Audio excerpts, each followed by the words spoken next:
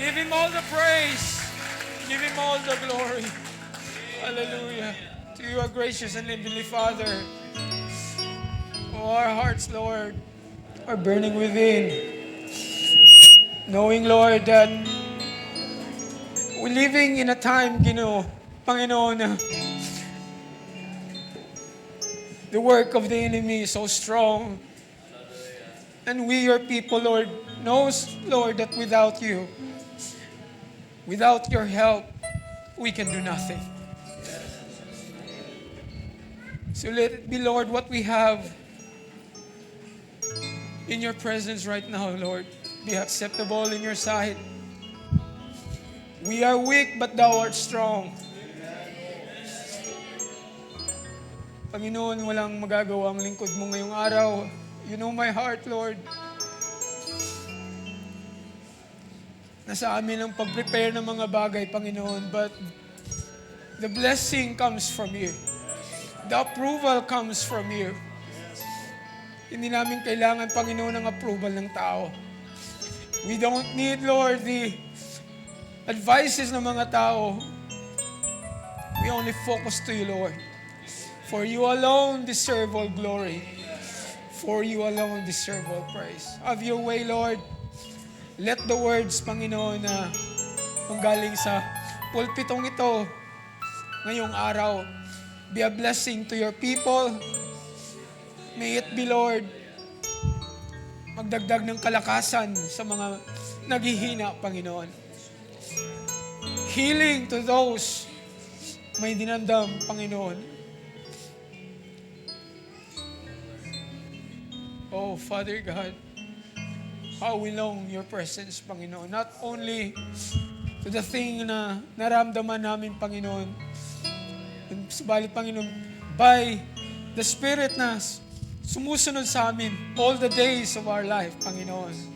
We saw your power working in us, that you lead us through, Panginoon, up until this day. Nasampungan kami, Panginoon, in this building, Lord, consecrated for worship and praise, adoration to the King of Kings and Lord of Lords. Be with us, Lord. And we promise, Lord, whatever success that may happen, this is all for your glory and honor. In the precious name of our Lord and Savior, Jesus Christ, we commit all our prayers. Amen and amen. Hallelujah. Let's clap our hands to the Lord. Hallelujah. Amen. Amen. Amen. Hallelujah. Shalom, bride. Amen. Pagbati mula sa inyong kapatid, Brother Abraham, at sa sister church ninyo sa Cebu and sa Christian Faith Assembly. At pinapabot nila yung greetings sa inyo, and they are also looking forward na someday, kung hindi man naabot ang Panginoon sa rapture, we can have a fellowship. And this is the only thing na nagpapibigay lakas sa atin to have a fellowship on the Word. Hallelujah. And without further ado, mga kapatid, I will not linger your time na nakatayo. Let's open our Bible. Actually, since 2 weeks na nagplan na kami na pupunta dito, at Pastor Jack told me na mag-share ng Word of God.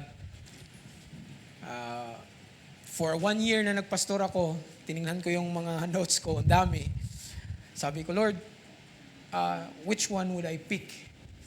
And then to be honest, mga kapatid, up until kahapon ng hapon, tsaka pa ang Panginoon nang usap sa akin, at I was led to this verse, and I hope that God will speak to us on this powerful verse nating babasahin. Proverbs chapter 4, verse 18 to 19. It says, "But the path of the just is as the shining light, that shineth more and more unto the perfect day. The way of the wicked is as darkness. They know not what they stumble." May God add the reading of His Word, mga kapatid. Pwede na po kayong upo. Hallelujah.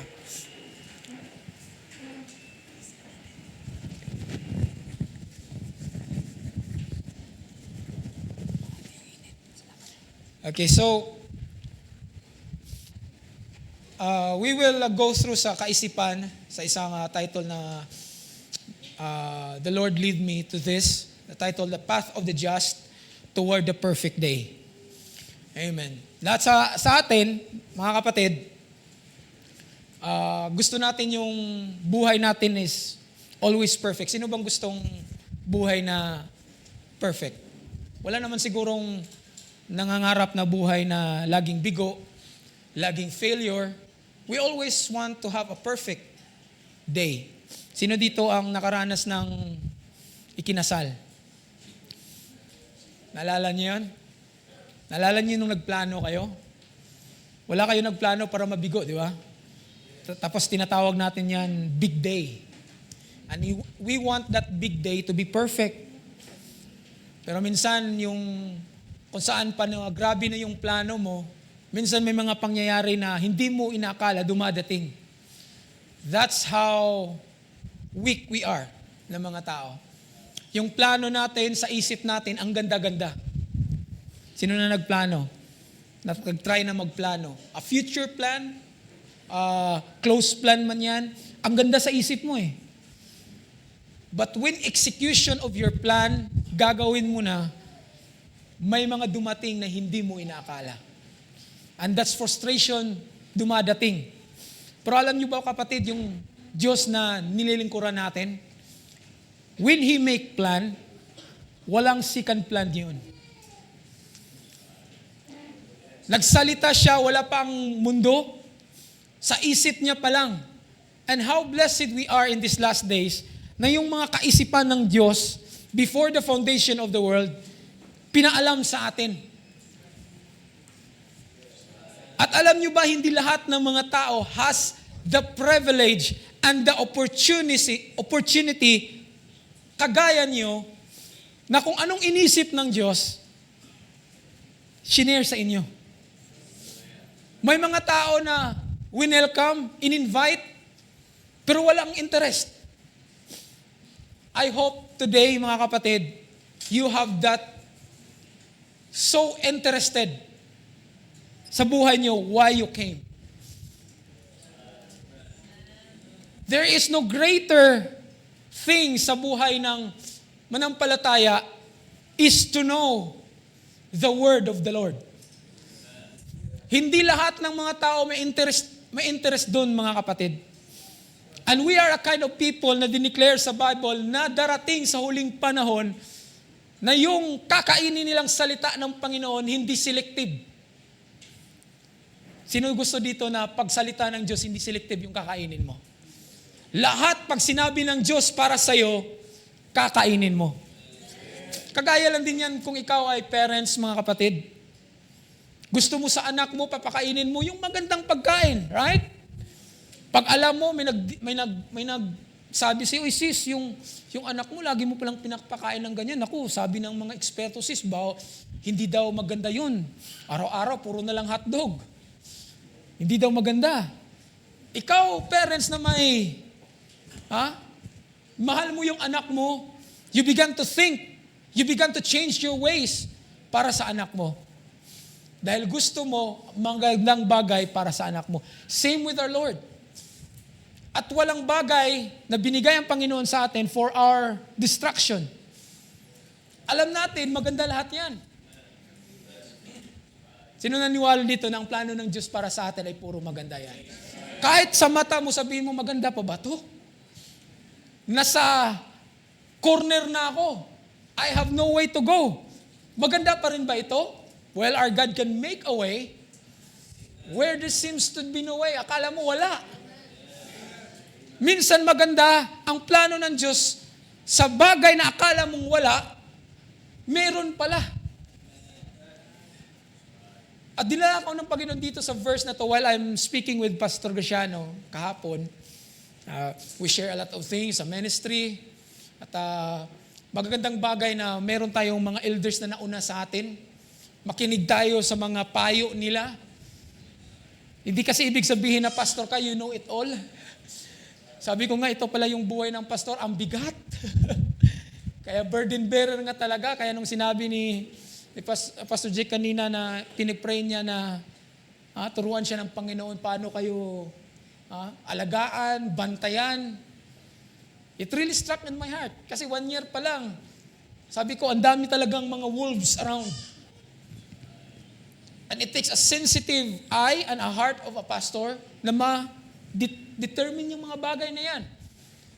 Hallelujah.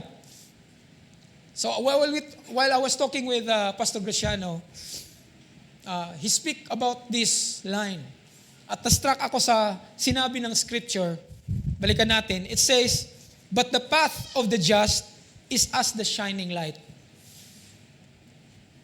Ang buhay natin ay parang journey daw. We're walking. At dito, may tinawag na just. Sino ba ang mga just dito? Naniniwala that you are just. Sa Tagalog, tiningnan ko lang kagabi, ang just pala ay matuwid. Sino ba dito ang matuwid? Sinong naniniwala na ikaw ay matuwid? Sabihin mo, Brad, matuwid ako. Kahapon lang, mayroon akong nagawa. O last week. But the Bible said, you are just.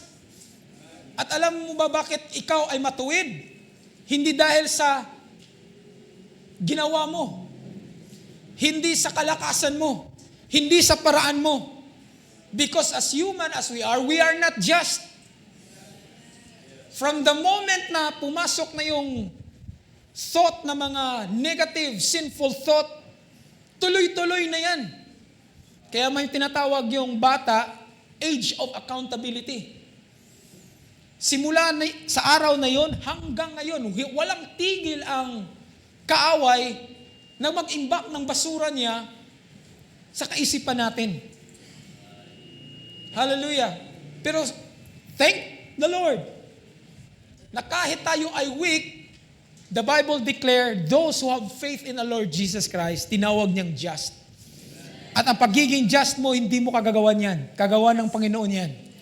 All you have to do is maniwala ka sa ginawa niya, hindi sa gagawin mo. Because the Bible says, kahit anong gawin ng tao, it is always come short to the glory of God.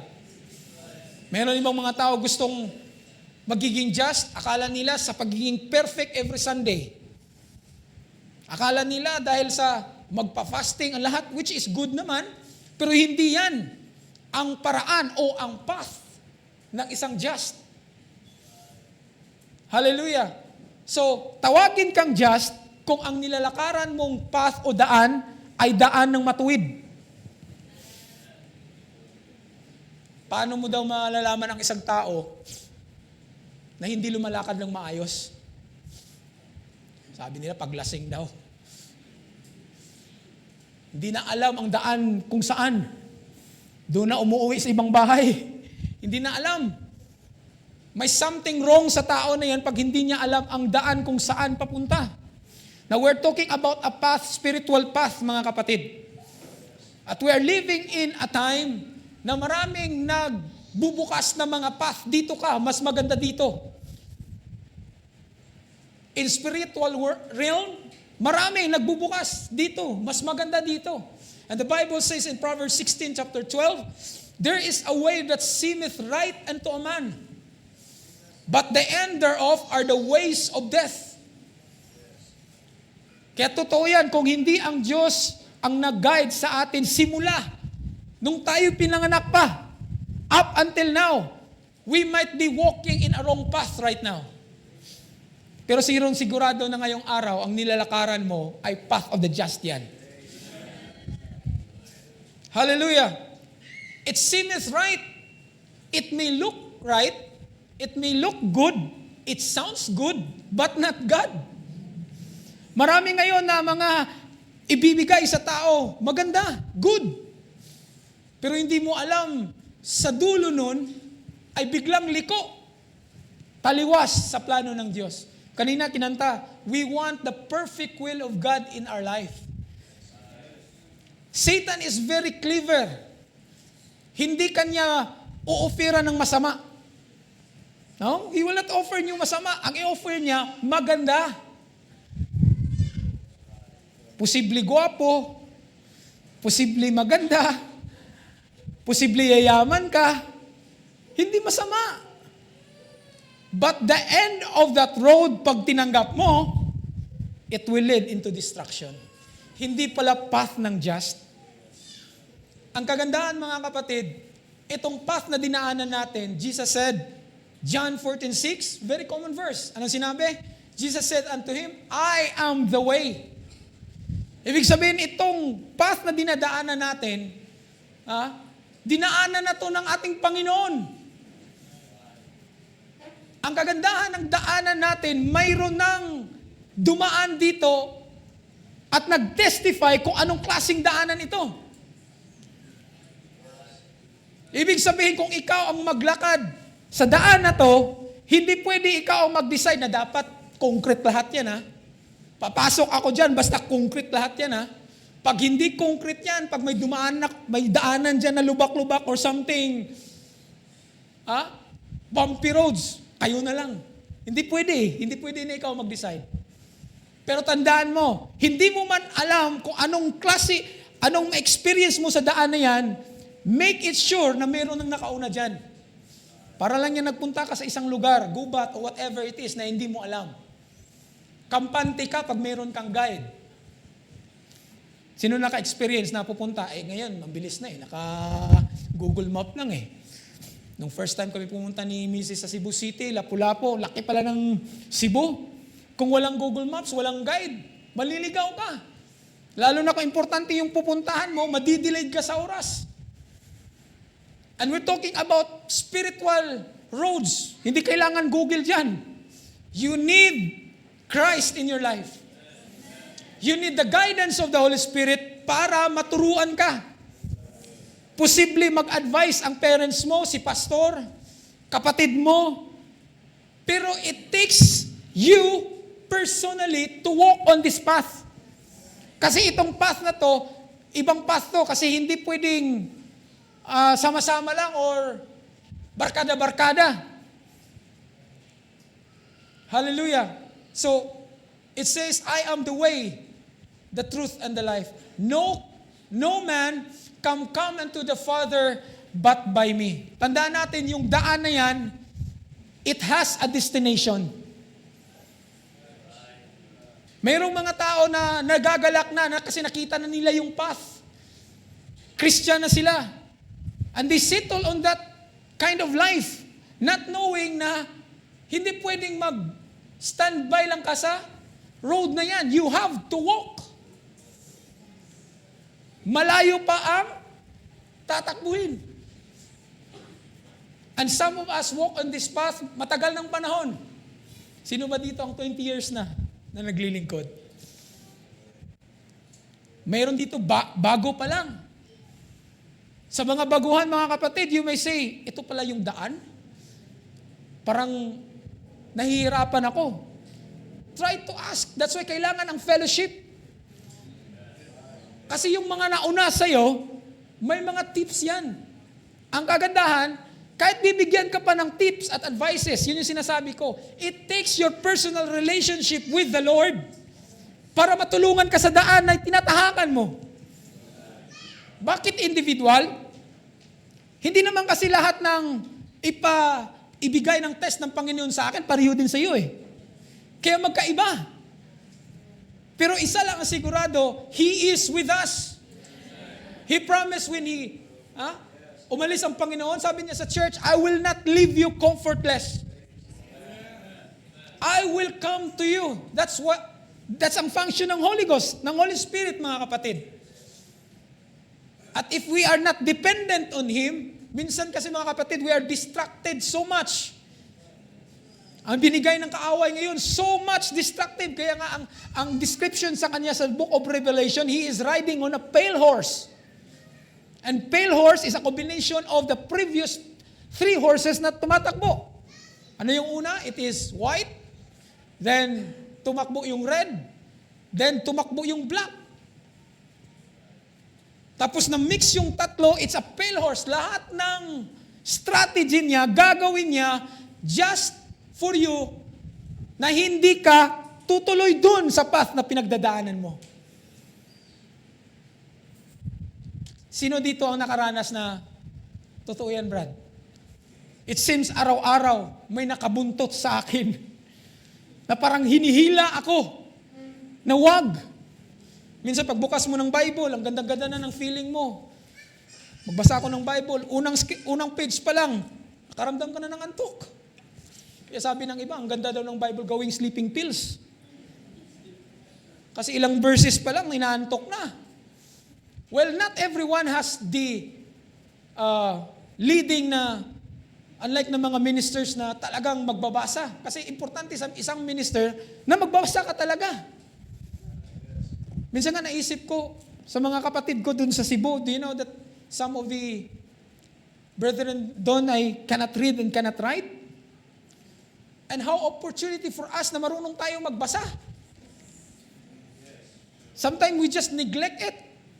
Pero alam niyo ba, kahit they cannot read, they cannot write for so long a time na naglingkod sila sa Panginoon since 1987. Yung mga scripture na pabalik-balik nilang na pakikinggan, they can speak it right away kahit hindi nabuksan ang Biblia kasi alam nila na andun yan sa Bible. Ilang years na yan na namin napakinggan. Tapos minsan, matagal na tayo sa Panginoon pero it seems na pagdating sa mga problema, wala tayong scripture na mahugot. We're just leaning to our emotion. Well, hindi naman ibig sabihin na hindi na pwedeng umiyak pag may problema. No? But I just want to let you know na yung path na dinaanan mo, Christ once was there. If you are betrayed, Christ was betrayed before. Kaya huwag mong isipin na yung dinadaanan mo parang ikaw lang. No. Christ was there before. Yung dinaanan niya, mga kapatid, hallelujah, that's why sinabi niya, I am the way. Hallelujah. I am the way, the truth, and the life. Hallelujah. This is God's way, and it takes for us to adjust whatever it takes just to reach our destination. It is already a tested way, and our Lord Jesus Christ already made a way for us. He is our justification. Kaya hindi pwede dadaan ka dito, tapos sarili mo ang maitaas. Na-justified mo sarili mo. No. Christ is our justification. At inisip ko tong justification, mga kapatid, ang lalim ng word na justification.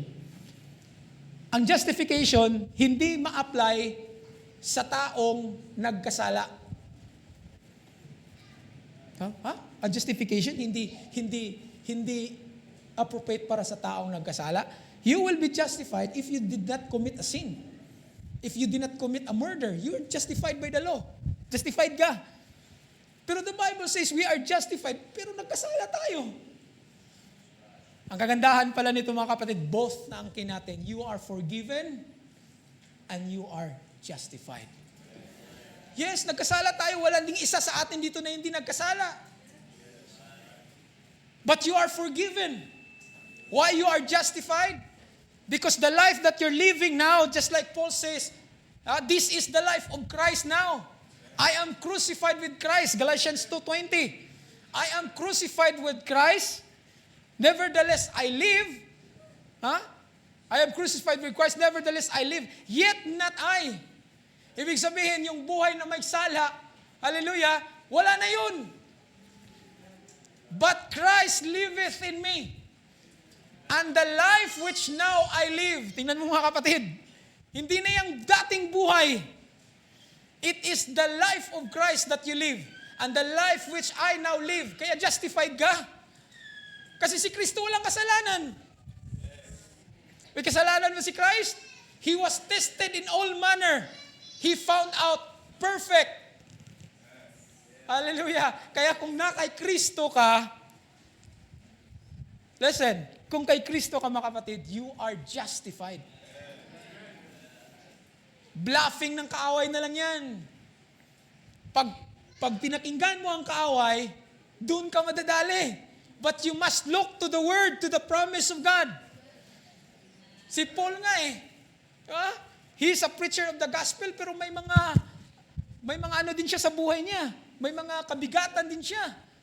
At sabi niya, I die daily. Kasi ang struggle ni Paul, hindi lang physical, kahit spiritual battle, every day sa buhay ng isang manggagawa. Kaya minsan sabi ko, ang pastor pala ay dapat prayerful. Laging iniisip ang mga kapatiran. Kasi nga, kahit ikaw ay lublob na sa Espiritu ng Diyos, hindi pa rin aawat ang kaaway na lagi kang atakihin. Alam niyo ba kung bakit? Pag ang tao na sa likod ng pulpito ay matumba, kamusta ang body? Kawawa. That's why you have to pray for your pastor. Yung sinabi kanina ni Pastor Jake, you pray for me, make it in your heart that you should pray for your pastor. Kasi ang pastor, hindi naman yan exempted sa path na dinaanan ngayon. Maybe they have the more experience, pero alam namin sa sarili namin na hindi sa aming kalakasan. Why? We come through this far. Because it is Christ our justification. It is the Christ. Pabalik nga sa Galatians 2:20. Shoot ulit.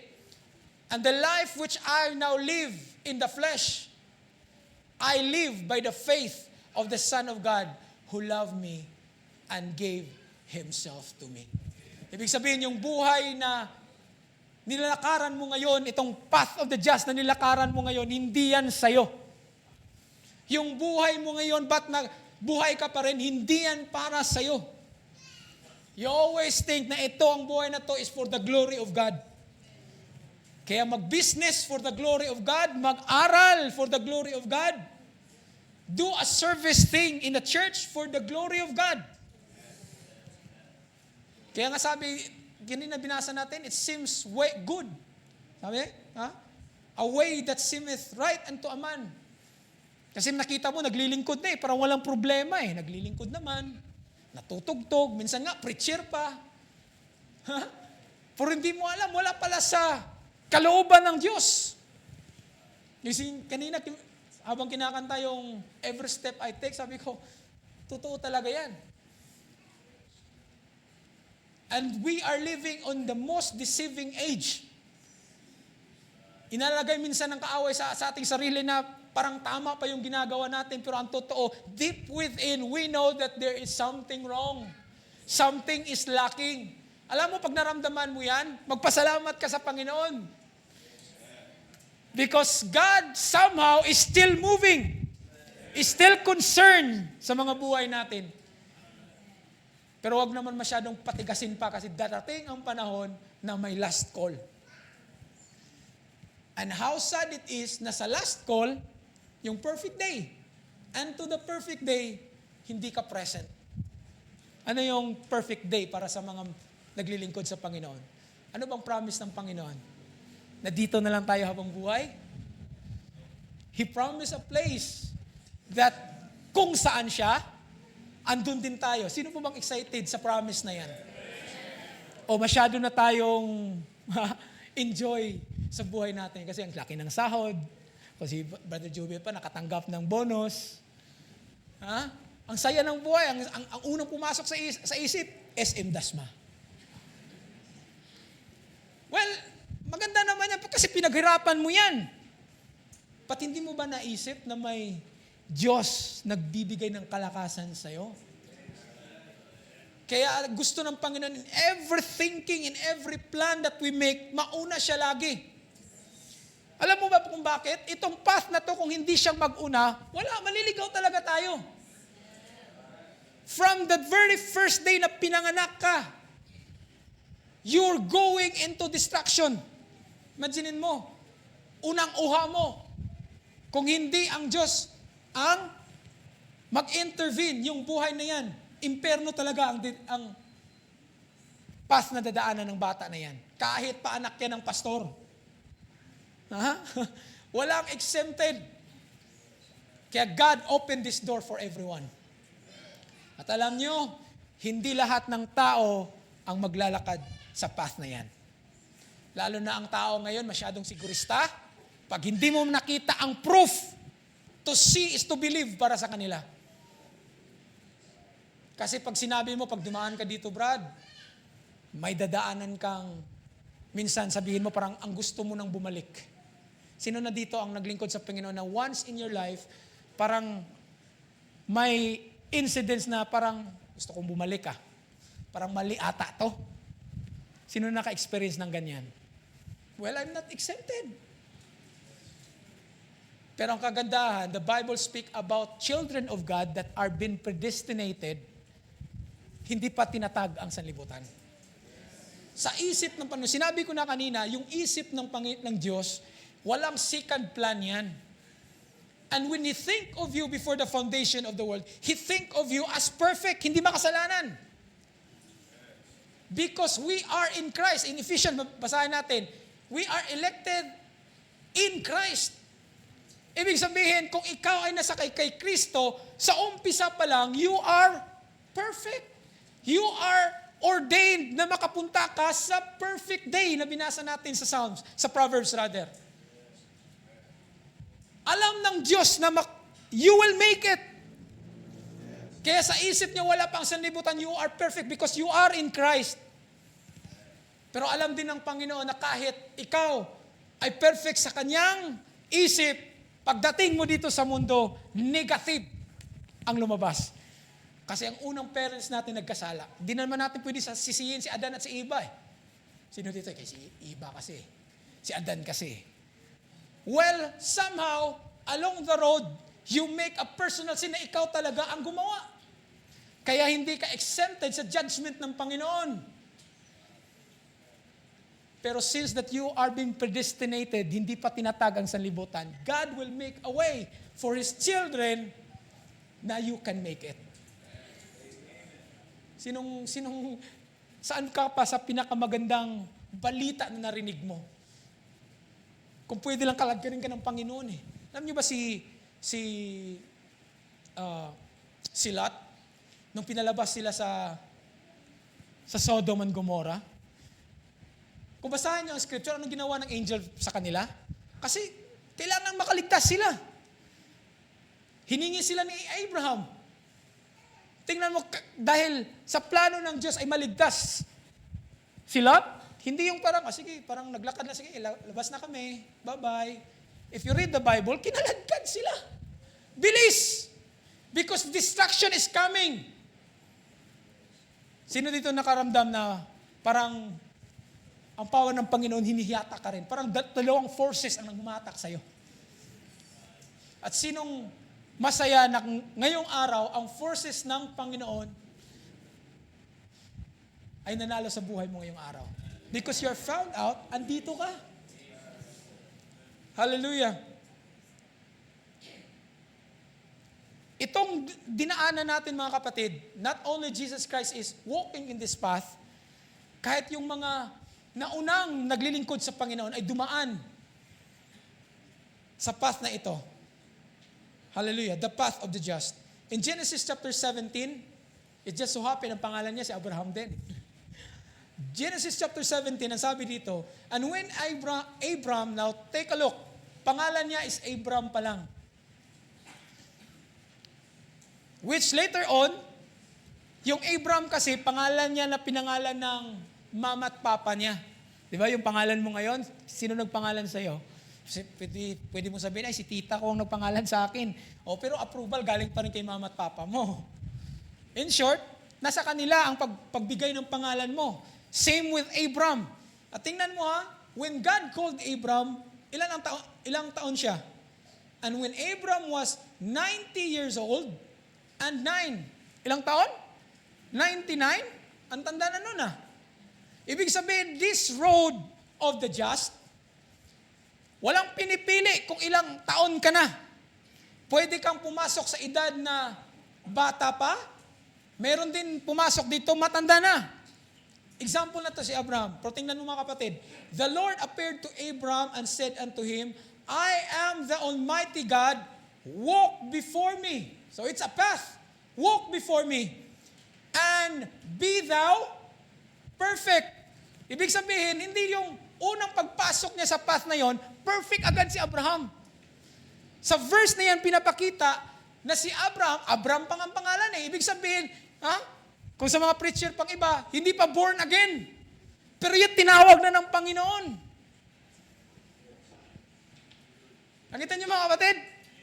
Ibig sabihin, nung pumasok siya, nung umpisa niyang, sabihin natin, unang pasok mo sa simbahan, na-invite ka nung una, at you decided to walk in this path, hindi magkapareho ang edad. Hindi magkapareho ang experience. At kung makita mo, hindi perfect ang buhay. Pero nag-promise ang Diyos. Anong promise niya? Walk before me and be thou perfect. Now ngayon, yung interpretation ng iba, be thou perfect, akala mo parang sa pamagitan ng paggawa mo ng mabuti, you will be perfect. Well, we tried it. Gusto ko within this week, walang negative thought ang pumasok. Gusto ko mong maging mabuting anak. Hindi ako laging sisigawan ng parents ko. Susubukan ko. Monday pa lang, naghanap na ng silhig. Naghugas ng pinggan. Si mama at papa parang nagulat. Parang okay ngayon ang anak natin ha. Kasi sinikap niya na maging mabuting anak. Pero 1 week lang Pagka following week, yung barkada niya, halika. Balik na naman sa old ways. Well, pang bata lang yan. Kamusta naman yung mga adult? Each of us, pick up na lang sa mga bagay na yan. Hindi na natin i-detail. Pero minsan yung mga bagay, matagal na tayo sa Panginoon, pero may mga something na pag yan dumating sa atin, lagi tayong failure. Well, sinubukan naman natin na mapasa natin yan, pero wala sa ating kakayahan na kaya nating ipasa yun. Like Peter. Alam niyo ba si Peter? Yung Apostle Peter, quick trigger yun Madaling, ano tawag sa Tagalog? Ang bilis niyang magalit. Yun yung si Peter. Ang bilis magkomento. Yun yung si Peter. Pero hindi ibig sabihin na ganun siya. Hindi siya apostle. Hindi siya follower of Christ. Grabe pa yung promise niya sa Panginoon. Kung sila, Panginoon, ay aalis, ako hindi. Promise. Di ba, nag-promise ka rin? Hallelujah. Kasi alam mo very, very positive si Peter. Tinanong nga siya ni Jesus Christ Kasi 12 na lang ang natira. Di nyo na story? 12 na lang ang natira. This road na dinadaanan ni Kristo, nung nakakain sila, ang dami nilang sumama. Kaya pag ang isang ministry ay may papakain, expect daming tao niyan. Doon sa Cebu, ang dami bigas, dilata, every Sunday yun. Kaya ang daming tao. May sponsor pa kasi. Dito wala Ang meron dito, pag may mali ka, pinapalo ka pa. Pero maganda kasi yan, ang right path of the just yan. Hindi gawa ng tao, gawa ng Diyos. Nung si Jesus Christ ay, linay down niya na yung message niya sa tao, yung iba, sumama dahil nakakain. Yung iba, we don't know kung anong mga nasa puso nila, bakit nag-follow sila sa Panginoon natin. Kahit ngayon, we don't know. Hindi natin alam sa mga isip ninyo kung ano ang nag-udyok sa inyo, why you serve the Lord. Sa lahat ng mga churches, bakit dito? Hallelujah. Nung nag-umpisa na si Jesus Christ mangaral, doon na. Sabi niya, kung hindi kayo kakain sa aking laman at iinom sa aking dugo, wala kayong parte sa akin. Sabi ng mga karnal, wala na. Vampire na tayo nito. Kulto na to, alis na tayo. Tama hindi? Umalis sila. Next, may natira pa. Kaya pang lunukin ang salitang yun. Pero sabi ng Panginoon, anong masasabi niyo kung ang anak ng tao ay babalik kung saan siya galing? Sa langit. Sabi ng ibang tao, kapitbahay ko to. Anak to ni Jose. Nagpapanday to nung maliit pa Tapos babalik daw siya sa langit kung saan siya galing. Wala na. Iba na talaga to. Alis tayo! Alis. Because this path is only for the predestinated ones. Ang pagiging just mo, hindi mo kagagawan. Kagagawan ng Diyos yan. Dahil anak ka, you should go into this path, mga kapatid. 12 na lang ang natira. Sinabi ko na kanina, si Peter, diba quick triggered? Sabi ng Panginoon sa kanila, you know it's in Scripture? O kayo, ba't hindi kayo alis? Ang sabi ni Peter, saan pa ba kami, Panginoon? You have the word of life. Sabi ni Jesus Christ sa kanya, mapalad kayo. Pero hindi nyo alam, yung isa dyan, traitor pa pala. Pero hindi ibig sabihin si Peter ay may tamang pag-unawa sa salita, walang failure. Akala nyo mga kapatid, si Peter ang lalim na ang lalim ng naunawaan sa message. Pero hindi ibig sabihin na walang failure. Alam nyo, kailangan talaga yan para pagdating natin sa perfect day, towards the perfect day, masabi talaga natin na wala talaga ako dito. Wala. Ginawa kong lahat. Gusto ko naman bumalik Wala. Kaso mahal ako ng Panginoon Mahal na mahal niya ako. Sino ba namang taong grabe yung pagmamahal niya sa'yo? Hindi mo man balikan ng pagmamahal. Sa isang kanta, what shall I give? What shall I bring to offer unto you, my King? Ano pa ba? Kundi yung paglilingkod natin na matuwid sa harapan niya. Yung service natin sa Panginoon. Kasi binigay niya ang the best, na perfect niya. What shall we give unto the Lord? Hallelujah. So there is no other way if you keep walking into this path but perfection. Make sure, pag umpisa mo, hindi ka perfect, you're weak. Kaya nga si Abraham, walk with me and be thou perfect. Kasi habang lumalakad ka, it changes you day by day. May pagbabagong nangyayari habang lumalakad ka sa path na ito. And there is no other way na mangyari sa'yo if you finish this path is perfection. But you have to walk. Maraming mga Christian nag-enjoy na ng tinawag ng Panginoon. Di Sunday, daming sa mga churches nila. Tanungin mo yung mga buhay nila kung paano sila tinawag ng Panginoon. Magandang mga istorya. Pero alam nyo ba, nung nasumpungan mo yung 100, hindi pwede doon na lang kayo mag-usap Walang patutunguhan yan. Kasi andyan lang kayo sa daan Anong dapat yung gawin? You have to walk. Kasi ang revival ng church is not only that you found the way, but you have to make it through. Kaya kung basahin mo balik sa Proverbs, tingnan nyo balik sa Proverbs. Sa main verse natin, tingnan nyo. But the path of the just is as the shining light. Tingnan mo yung shining light. That shineth more and more.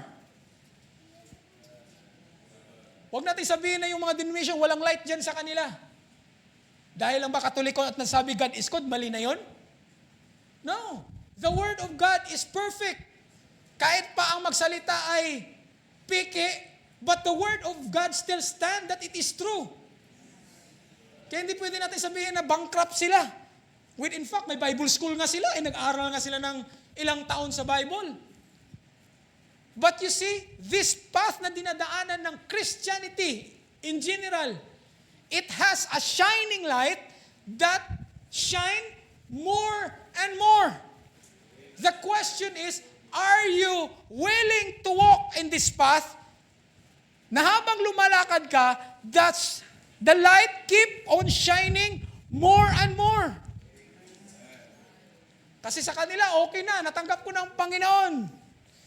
I am saved. Oh, grabe revival po. Wait, tama yan. Sino ba dito ang masaya that you are saved by grace? But we will not stop there. The Bible said it shines more and more. Kung saan yung ilaw na mas mag-shine pa, doon tayo. Alam niyo ba kung bakit? The more it shineth, the more the clearer the space. Yung lugar, the more na magiging clear. Hallelujah. This path is important. But it is also important that we will arrive to our destination. Ang kagandahan dito, no shortcut. Walang shortcut. Para ma-born again ka, no shortcut. Ang daanan na to, Gusto mo, mag-helicopter na lang ako, Brad. Hindi, dadaanan mo talaga to kung anong meron dyan sa daan na yan. Hebrews 2:10. For it become Him, for whom are all things, and by whom are all things, in bringing many sons into glory, to make the captain of their salvation perfect through suffering. Sino dito? It's Jesus Christ. Ha? Nagdala siya ng mga sons unto glory. He is the captain of our salvation. Yung dulo nitong path na dinaanan natin is salvation. Amen. Sino dito gusto ng kaligtasan? Wala ditong naglingkod sa Panginoon kasi gusto maimpyerno. Wala. Kaligtasan. Hallelujah. But you know what? This road, may tinatawag dito, captain of our salvation. Naalala ko yung mga movie na Viking. I don't know kung sinusundan niyo yan. May isang hari na kabisado niya na ang path mula sa lugar nila papuntang England. Ha? Siya lagi ang kapitan kasi alam niya kung paano pupunta doon. Kaya yung ibang mga hari gusto magka-interest, paano niya ginawa yan? Kasi alam niya, he wants there. Kaya tinawag si Jesus Christ, captain of our salvation. Pero tingnan mo, through sufferings. Hindi siya naging captain of salvation kasi nag-shortcut si Jesus Christ. Alam niyo ba, ni-request niya yung shortcut? Ha? Brad, si Jesus Christ, ni-request niya yung shortcut? Yes! Alam mo ba, nag-pray siya, Father, kung pwede, let this cup pass from me. Shortcut yun, hindi. Parang kwento-kwento na lang ba? Huwag na lang, masakit yun eh.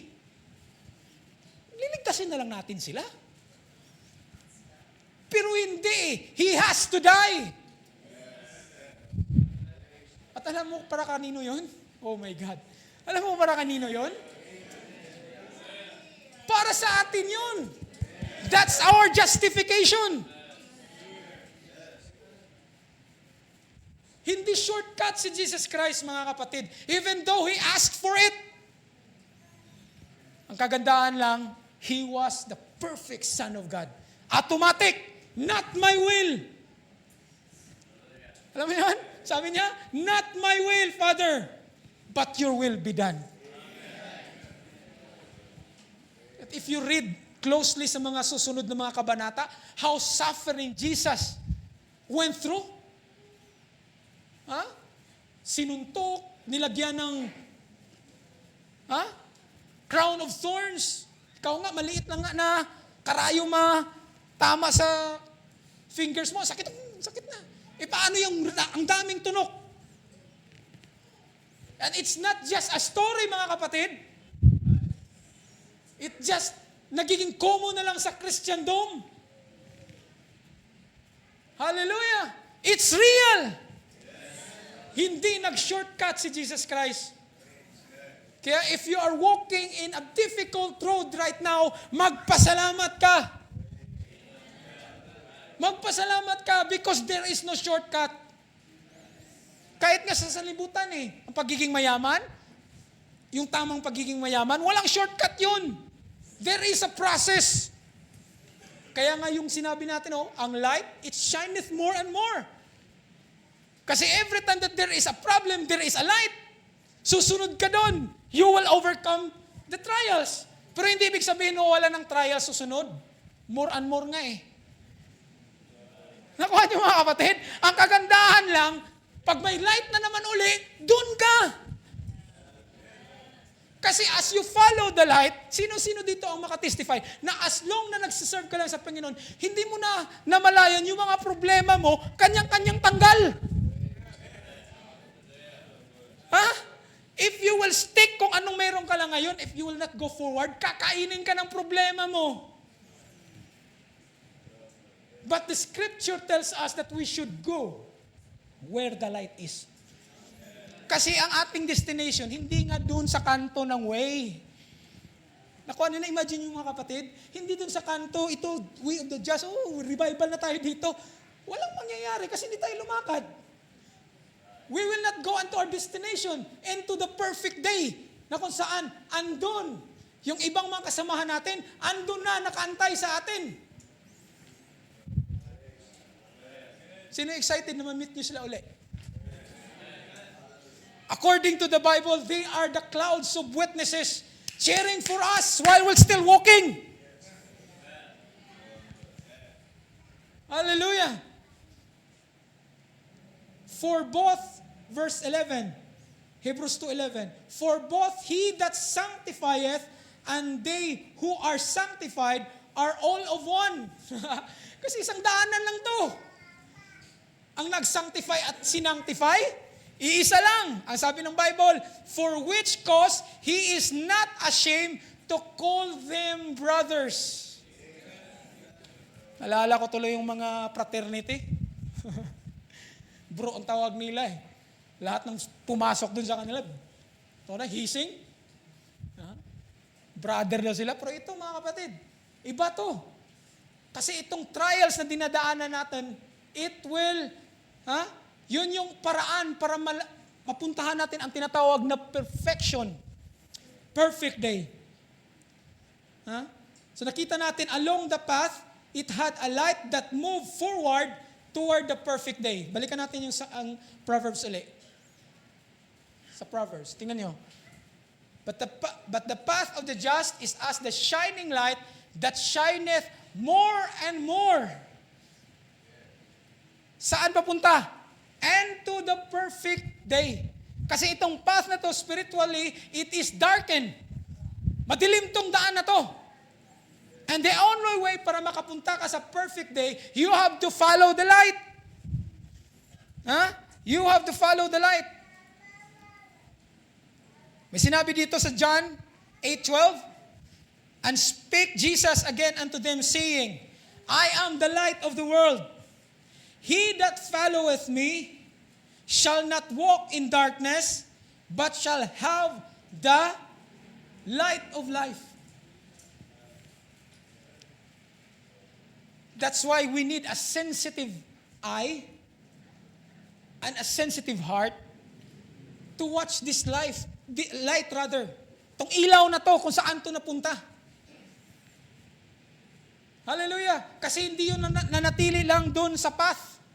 Itong light, umaabanti to. Saan papunta? Papunta sa perfect day. Kung ating example yan sa literal day, yung ilaw sa dawn, somehow maramdaman, makikita mo na parang meron ng konting light Pero pag sinabing perfect day, sa Cebuano, gitawag na namong ugtong larok. Ugtong larok means 12 o'clock. Pag 12 o'clock na yung sun, hindi ka na makakita ng kadiliman dyan. Pero it started in a small dim of light. It called dawn. Unti-unting umiilaw yan.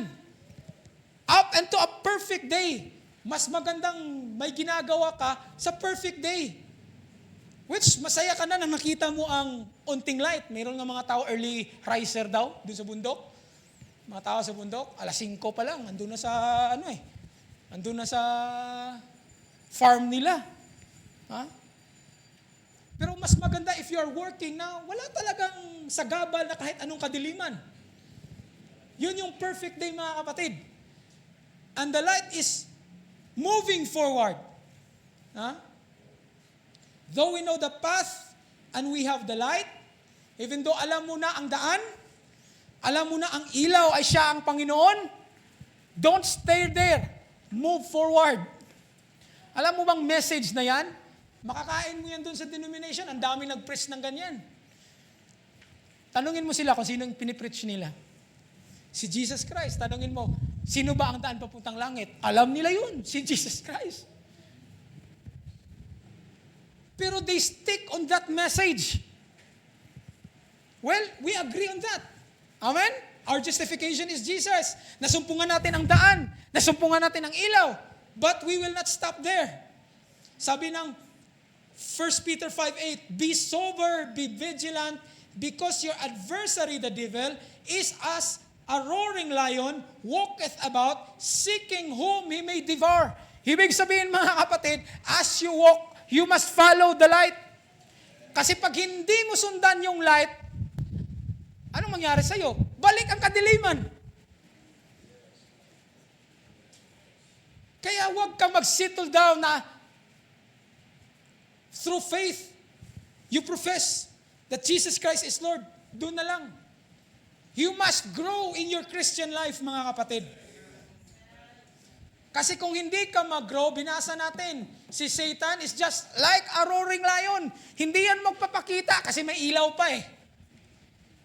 E di makita mo leon, e di takbo ka. Kaya kung mag-move ang light, you have to go with the light. Pag hindi mo sinundan yung light, balik ang darkness, ang dali mong kainin. Kung yung mga kapatid? Kaya it's a burden sa mga pastor, lalo na sa mga pastor, because they have the congregation. Sila ang may responsibility to lead these children, this local church, into the light. Kasi sinabi ko, it's very mabigat. But even though it's mabigat, through prayer and with faith in our Lord Jesus Christ, amen, we can make it. Hallelujah. He is a roaring lion.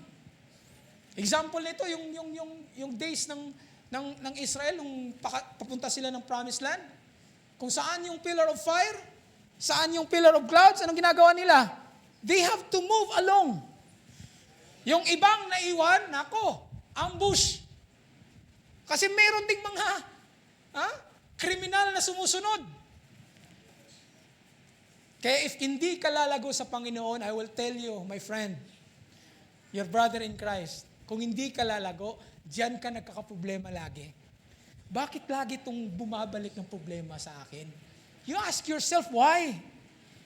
Samantalang tingnan mo yung ibang mga kapatid, parang ang ano na nila, ang tataas na ng, tingnan natin, lipad nila spiritually, ang dami ng nalalaman sa mga aral ng Biblia. Samantalang ako, ang tagal ko na, pero parang ang nalalaman ko, sinave lang ako ni Jesus Christ, okay na. You know what I mean? Bakit kailangan ba Brad malaman mo yan? Yes, because the light is moving. Kasi kung i-profess lang that Jesus Christ is Lord, kahit si Vice ang ganda, sinabi niya yan. You see? Even though it is the Word of God, nagiging panis na. Even though it is true, pero diyan nagtatago ang kaaway, ginagamit mismo ang salita ng Diyos, Parang anong tawag doon sa parang hilo sa sa Cebuano, yung ikakamatay mo lagyan ng lason. Even though it is the word of God, nilalagyan ng lason ng kaaway. Alam niyo ba nung si Jesus Christ ay tinempt, ano ba ang klaseng pag-tempt sa kanya? Parang wala lang. Ginamit ni Satan word of God din. Akala niyo si Satanas hindi marunong mag-Bible? Hindi alam ang Bible? Mas magaling pa yan minsan sa atin. If you are the Son of God, command this stone to become bread. Alam niya kasi may kapangyarihan ng anak ng Diyos eh.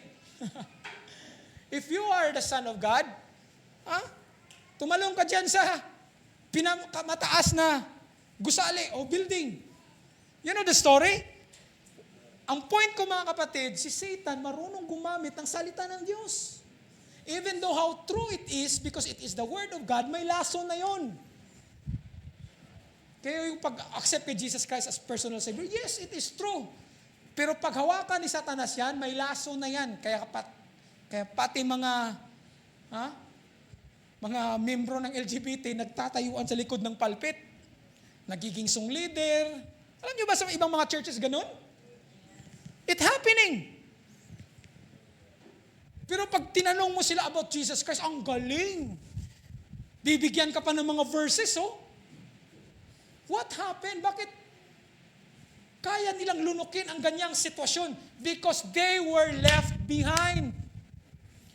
Because the light that is moving in the world of Christianity is moving, they were left behind. They thought they are in the will of God, but they are not. kamusta tayo?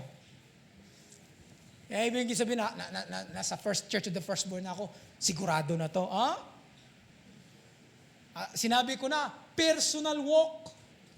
You have to grow because this light is moving. Job 1:7, and the Lord said unto Satan, whence comest thou? Then Satan answered the Lord and said, from going to and fro in the earth, and from walking up and down in it. Ibig sabihin si Satanas, walang tigil. Kahit naglalakad ka na sa light ngayon, huwag magkampante. Because we're living in an age that this light will be moving soon. Alam niyo ba itong light, mag-move na naman uli ito sa ating panahon because we will not stay in this kind of situation. That's why we must be ready all the time. Hallelujah. Ang sabi dito, si Satan walang tigil. Yan, lagi kong sinasabi, kung tayo natutulog pa, si Satanas walang tulog to. Pag tulog mo, tatabi lang yan sa iyo. Hihintayin kang gigising ka. Pag gising mo, andun na naman uli. Kaya watch out, the very first thought na pumapasok sa isip mo, pag gising mo pa lang. And I mean serious of that. Kasi minsan, we're just claiming to be Christian, pero unang thought na pumapasok, minsan, at the early morning, hindi na maka-Diyos. Lalo na sa mga young people, watch out. That's how wicked the world that we're living in. Satan is coming back and through lahat, gagawin niya. Kaya walang pinakamaganda. Paggising mo pa lang, kahit thank you lang. Thank you, Lord. Malaking bagay na yan, mga kapatid. Alam niyo ba, hindi lahat ng mga tao nakagising. And here you are. Awake and alive. Kahit thank you lang. Salamat, Panginoon, nakagising pa ako. Lalo na kung may sakit ka, na niramdaman ngayon, at yet, everyday, gumigising ka pa rin, malaking bagay na yun. So, Satan is doing everything he can. Hallelujah. At alam niyo ba, walang exempted doon. Yung pakay ni Satanas na gusto niyang gibain ang mga anak ng Diyos, walang accepted doon. Hindi ibig sabihin kay pastor ka, mangangaral ka, exempted ka na, ikaw nga ang paborito eh. Ikaw na naglilingkod, sabihin mo, naglilingkod ako, musician ako, ikaw nga ang paborito eh. Tingnan niyo sa Luke 22 verse 31, ang sabi dito. Ang sabi, and the Lord said, Simon, Simon, behold, Satan has desired to have you, that he may shift you as a wheat. Sino to si Simon? It's Peter. Kaya paborito siya ni Satanas kasi ang galing niyang sumagot eh. Every time na may katanungan si Jesus Christ, tingnan niyo sa life story ni Jesus Christ, si Peter ang bilis sumagot. Tapos tama pa naman ang mga sagot. Pero tingnan mo, nung time na nisi-shift na sa ni Satanas, ang sabi ni Jesus sa kanya, I pray, Simon, na your faith will not be withered. Kasi, Satan has desire to have you. Even the apostle of God, Satan has desired for them na magiging failure sila sa ministry nila. Sabihin mo, safety ako, Brad, kasi wala akong ministry. Yun nga failure na yan eh. Kasi hindi ako naniniwala nang tinawag ka ng Panginoon, kahit isang ministry, wala ka. Anong tingin mo sa paglakad mo sa path na to? Nagpakarga ka? Wala kang problema, pakarga na lang ko, Brad. You have to walk. At alam mo ba, ang ministry, ang isang magpabigay ng kasiyahan sa puso mo habang naglalakad ka sa path na to. Kasi may schedule sa mind mo eh. Hindi puro trabaho all week eh. May schedule ka. Sabihin mo, matanda naman ako, Brad. Pastor, matanda na ako. Magbaback up singer pa ba ako? Hindi nyo ba alam na yung prayer mo, ministry din yan? Kaya kung wala ka ng lakas na pumunta ng church, yung prayer mo, take a time to pray for your pastor, for the musician, for the elders. Kasi kailangan nila yun. Sabihin natin, they are on the front line. Parang gyera. Kaya kung pastor ka, lagi ka in front. Ha? Hindi ka yung klaseng pastor na nalala ko na sabi niya, pag problema, kayo na lang magsolba dyan, huwag niyo na akong dali. No? Kasi si pastor ang burden bearer. They are on the front line. Kaya kayong feeling mo wala kang ministry, number one, ang pinakamadaling ministry is prayer. Lalo na kung alam mo isang brother ay dumadaan o isang sister, isang pamilya may dinadaanan na problema, your prayer can do something. Hallelujah. Sino dito ang naka-experience dahil sa prayer, sinagot ng Panginoon? Hallelujah. Kaya huwag mo sabihin wala kang ministry. Ha? But the point is, kahit manggagawa pala, dinidesire na gibain. Hallelujah. Ang kaaway natin, lagi lang tong accuser. Accuse lang ng accuse. Wala tong ibang gagawin, kundi hanapan ka ng butas. Pagkatapos, i-accuse ka. Ha?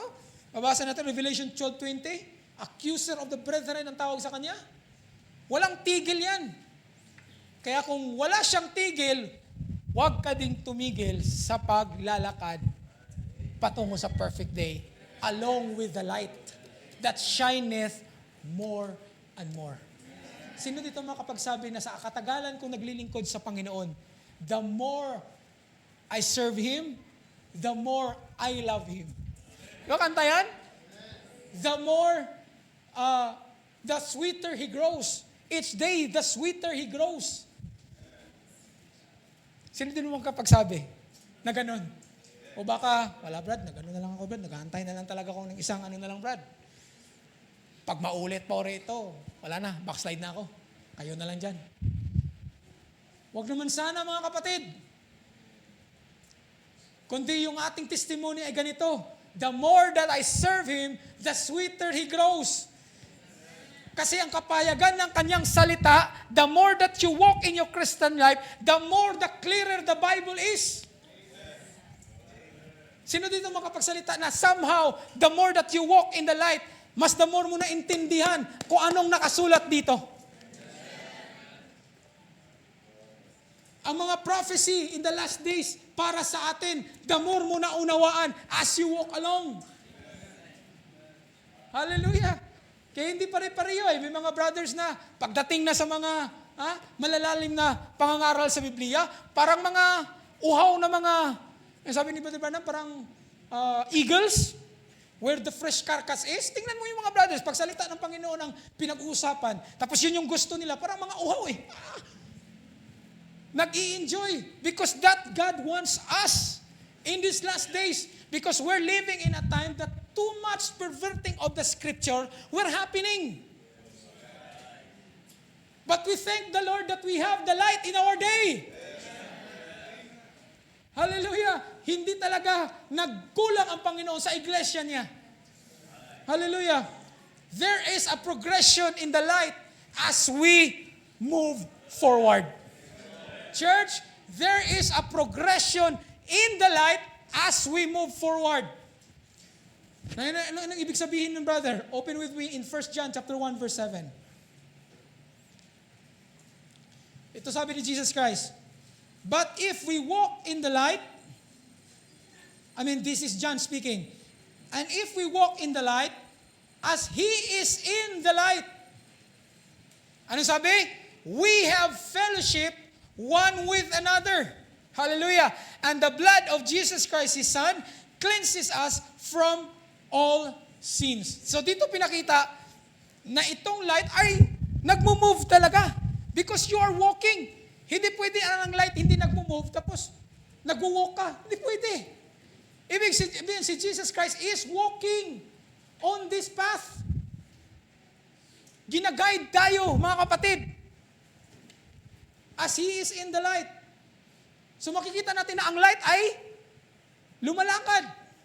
And we found out in Revelation, dun sa candlestick, I think it's found in Revelation chapter 2, yung 7 candlestick. Sa likod nun, andun yung Son of Man, na palakad-lakad lang sa 7 candlestick. Anong ibig sabihin? Those 7 church ages na dumaan, si Jesus Christ ang nag-lead sa church niya all the way. Up until sa panahon natin.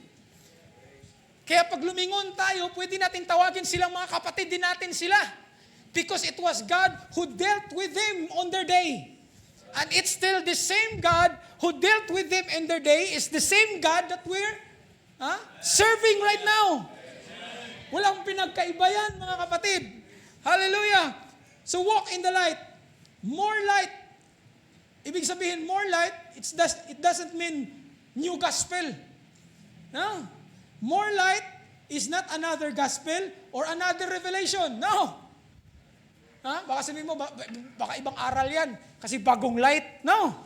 Ang ibig sabihin, shine lang siya ng mas lighter than before, but it's still the same light. We will go on through that, mga kapatid, later. It is a progression of light in prophecy toward its fulfillment. Kaya nga ang iba hindi na uusad eh.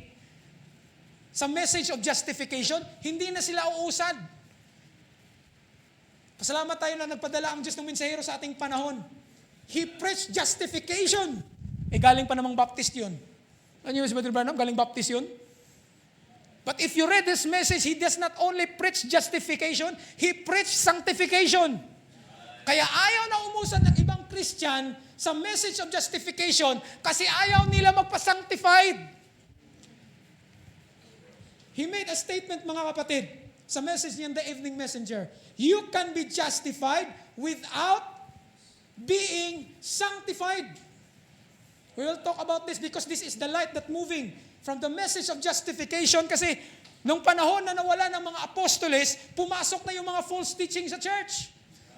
That you can be saved by sprinkling, kung ano-ano pa, bayaran mo lang kasalanan mo, pwede na, alam mo, dumating sa punto na kahit yung paggawa ng kasalanan, pwede mong bilhin.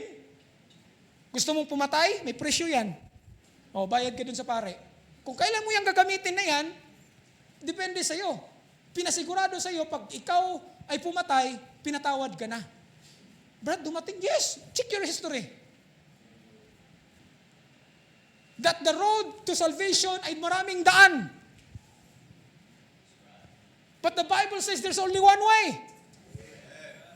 Nung namatay mga apostoles, ni-raise up ng Panginoon sila Polycarp, sila Irenaeus, to rally behind the message of Christ. Pero pumasok talaga sa church ang false teaching. Now, God wants His church na makalabas sa false teaching na yan. And when Martin Luther preached justification, it shaken the whole Europe. Kasama natin to, pare ito ba't naiba na yung aral? Kasi nakita ni Martin Luther that the just shall live by faith.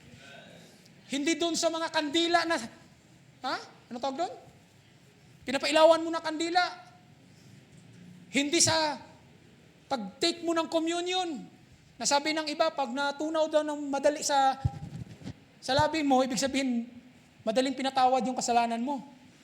Yung isa, nagulat kasi natapos na lang daw ang service, hindi daw natunaw. Nung pag-check, guma pala. Kung ano-ano na lang mga kakatawang nangyayari.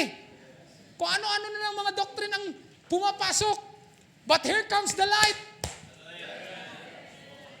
The just shall live by faith.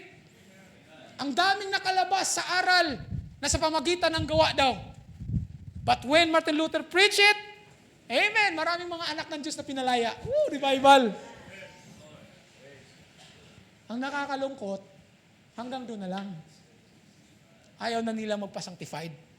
Now, it's not another revelation when you talk about sanctification. It's the same salvation that God offered to the people. Kasi sinabi ko na, itong daan na to, there is a light that's moving. Saan papunta? Perfect day. Shortcut natin, rapture. Ibig sabihin, hindi ka ma-rapture kung hindi ka dumaan sa justification. Ang iba gusto na lang justified. Salamat tayo sa Panginoon, which maganda naman. Pero the Bible speak about sanctification. And what is sanctification? To live a holy life. Yun yung dahilan ba't ang mga sister natin mahaba ang buhok. Yung mga brother natin hindi makikita dun sa bar.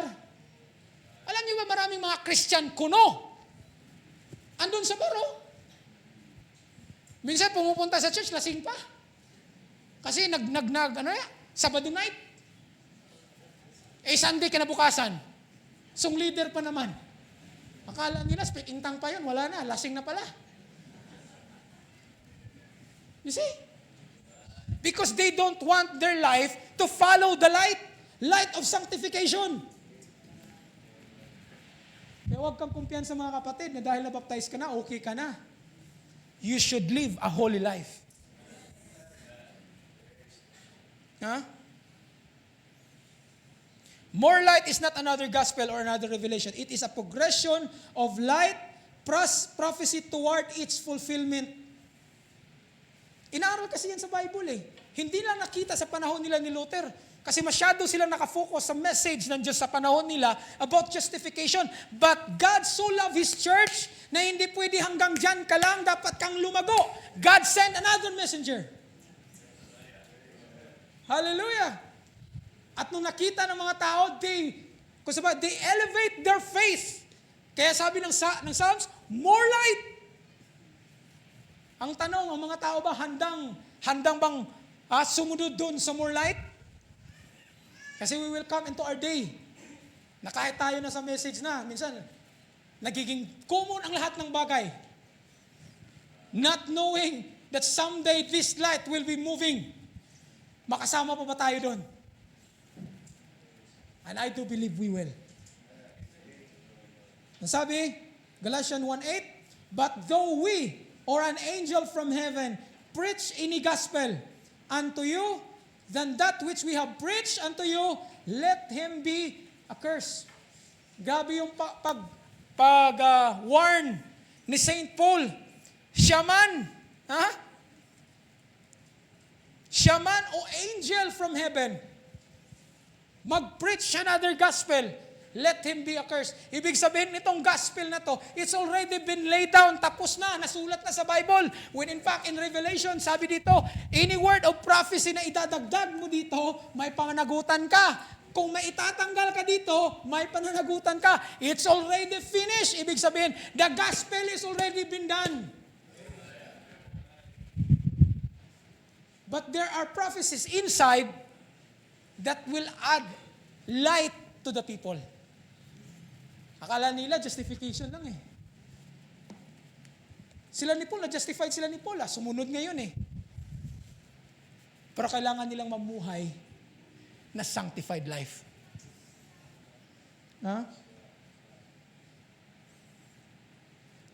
Revelation 12:18-19, sabi dito, for I testify unto every man that heareth the word of prophecy of this book. Ito, kumpleto na to, old and new. Wala na tayong ibang libro pa na hahanapin. I should say that this Bible is the absolute truth of the Word of God. Hindi ka na makahanap ng ibang absolute. There's only one absolute, and that's the Word of God. Let's be clear with that. Ang dami ngayon, Bible plus. Bible plus. Sa niyan pa lang pa kapatid, you must be thankful na ang pinangaral ni dito sa inyo, sa gitna ninyo, hindi Bible plus. Hallelujah. Ang sabi, if any man shall add unto these things, God shall add unto him the plagues that are written in this book. And if any man shall take away from the words of the book of this prophecy, ibig sabihin, this is the book of prophecy. Sinabi na ang prophecy. But there is a fulfillment in that prophecy. Andito ngayon tayo sa panahon kung saan yung mga prophecy na yan nagkakatotoo. And that we are excited to look upon as a church. Anong prophecy ba ang na-fulfill sa ating panahon? Alam nyo ba yung mga ibang churches hindi na nagka-interest tungkol dyan? Enough na para sa kanila, naniligtas sila. Pagdating sa prophecy, hindi nila alam. Alam nyo ba, church, may prophecy para sa'yo? Sabi ni Paul, a church that without spot or without wrinkle, it's a prophecy. Why? Tingnan mo sa sarili mo ngayon. May spot, wala. May wrinkle, wala. But there is a prophecy, glory to God, that you are without spot or without wrinkle. Kaya nga kailangan mo makita yan, kasi kung hindi mo makita yan, palagi mo maririnig yung sinasabi ng kaaway. That's why you're always a constant failure. You see? And many more prophecies in this book. Pero hindi ibig sabihin mag-prophecy ka uli ng panibago. No! The prophecy is already laid down. Ang ginagawa ng fivefold ngayon, pinapakita lang sa atin kung anong mga prophecy ang natupad sa ating panahon. Because that is your light on your day. Prophecy for your day na makita mo. Kasi hindi tayo nanatili doon sa sanctification, mga kapatid. The light still moves on. The lights move on kasi meron ngayon. Kung sa buhay lang, wala kang makitang kapantasan, mga kapatid. Hindi na absent sa church. Ano pa sila? Tawag doon, yung fasting every week. May nakilala nga akong church, I will not mention name, yung musician, sa mga musician, bago ka magiging part ng music team nila, mag 40 days and 40 nights ka muna na fasting. Ewan ko lang kung may mati. Kaya Patrick? 40 days, 40 nights? Kung tingnan mo, medyo okay naman kung spiritual tingnan mo, pero parang sumobra ata.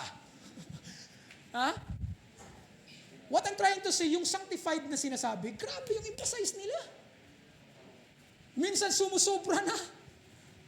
Dahil they want a sanctified life, but God, again, this sanctification message is the path that God created, hindi tao. Ang nagpa-sanctify, ang nagpa-justify sa'yo, gawa ng Diyos. Kung umpisa pa lang Diyos ang gumawa, pagdating sa sanctification, it's still the work of God. It's still by the grace of God na until now, you are sanctified. Alam mo kung bakit? Maraming lang gustong si Jesus ay magiging Savior nila. Pero magiging King, ayaw na nila. Alam mo ba kung King, pwede kang utusan? Kung Savior, parang tauhan mo kasi sinave ka eh. Pero iba ang King.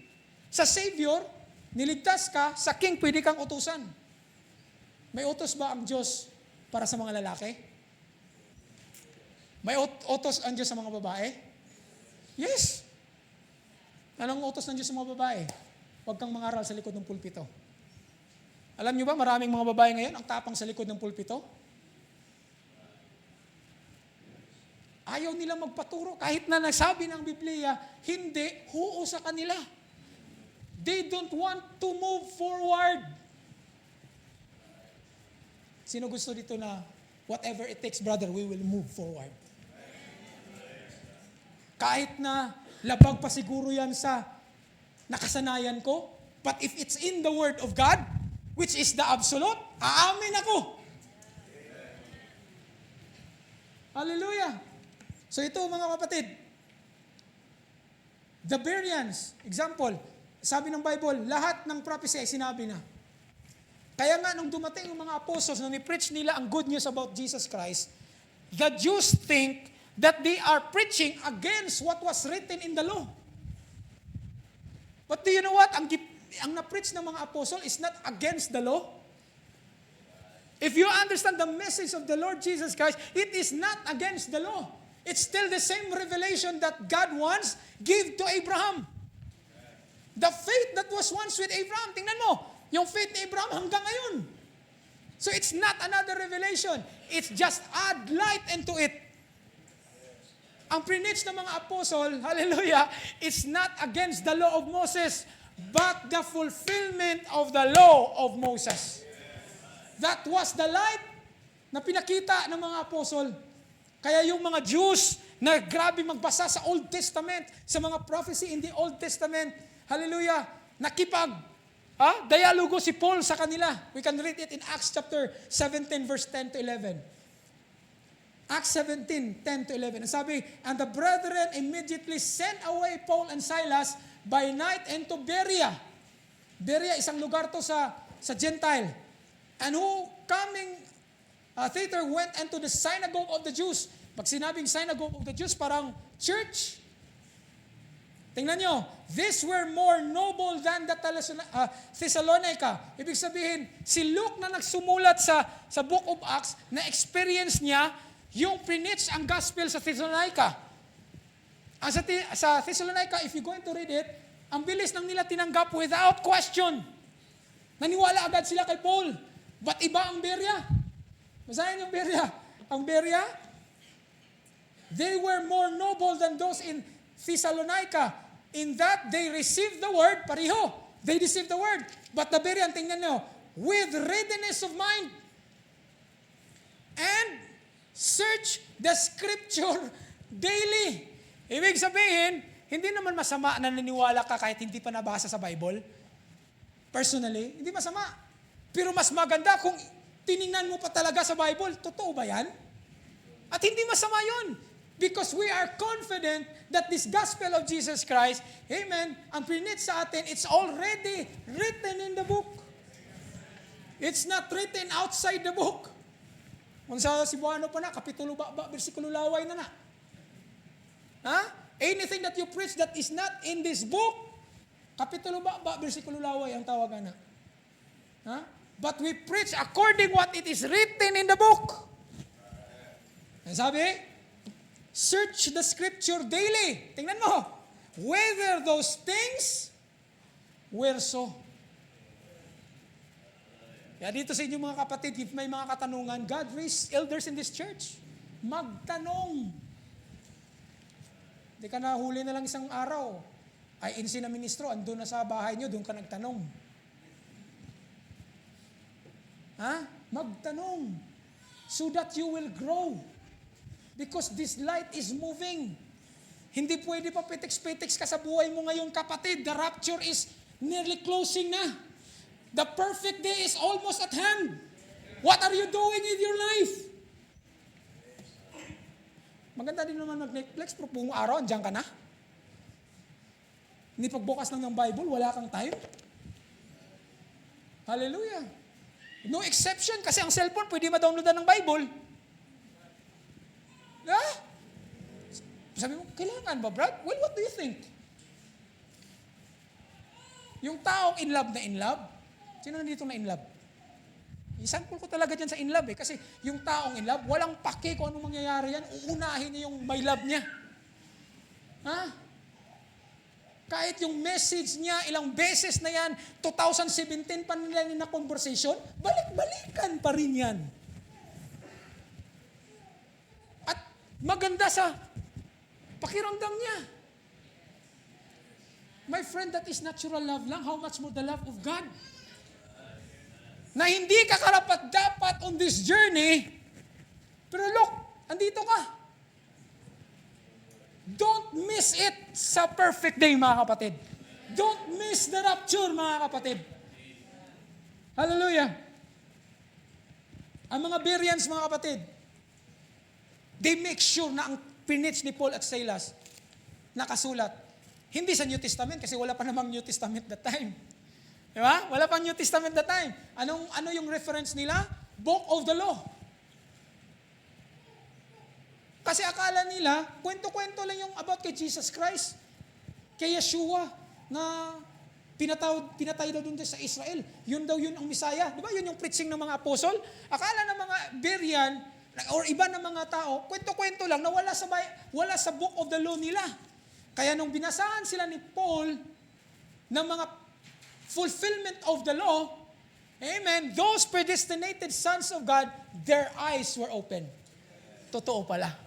Alam nyo ba, even until this modern day, generally speaking sa Jews, sa mga Israel, they won't accept Jesus Christ as the Messiah because they were thinking all the time na ang Messiah na Jesus Christ, imposibleng mamatay. Because the Messiah that they were looking is a general.